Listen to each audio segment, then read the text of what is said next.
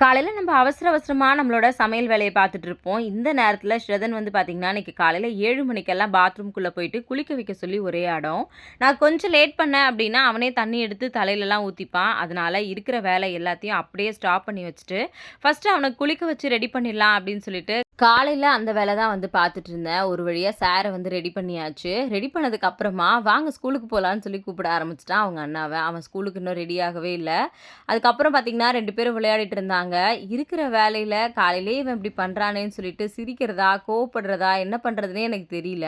ஏன்னா கிச்சன்ல எல்லாம் வச்சதெல்லாம் அப்படியே வந்து இருந்துச்சு. இவன் கூட இருக்கும்போது எனக்குமே டைம் போறது தெரியல. அவருக்கும் ஆஃபீஸ்க்கு வந்து லேட் ஆகுது அப்படின்றதுனால, ஒரு வழியா இவன ரெடி பண்ணி அவங்க அண்ணா கிட்ட விட்டுட்டு அதுக்கப்புறம் தான் நான் வந்து போனேன். இப்படிதான் ஸ்ருதன் அடிக்கடி சில டைம் நெறைய குறும்பு பண்ணுவான். உங்க வீட்ல இருக்கிற குட்டீஸும் இத மாரி எப்பவாவது குறும்பு பண்ணுவாங்களா? அப்படின்றத மறக்காம கமெண்ட்ல வந்து சொல்லுங்க. ஸ்ரதன யாருக்கெல்லாம் பிடிக்கும் அப்படின்றதையும் கமெண்ட்ல சொல்லுங்க.